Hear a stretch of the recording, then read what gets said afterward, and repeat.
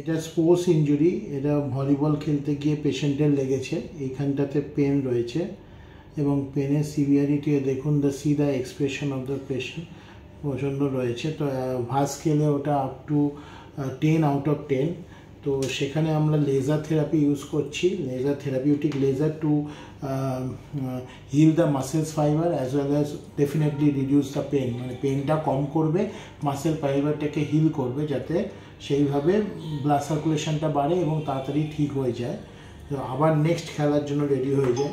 আপনারা এখানে সোয়েলিংটা দেখতে পারবেন, এখানে সোয়েলিং হয়ে রয়েছে, সোয়েলিংটা দেখতে পারবেন এই জায়গাটাতে।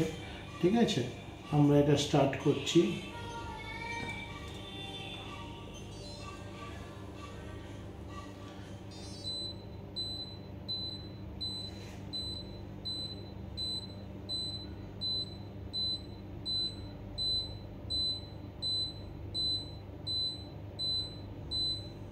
বেশি গরম লাগলে বলবে, হ্যাঁ।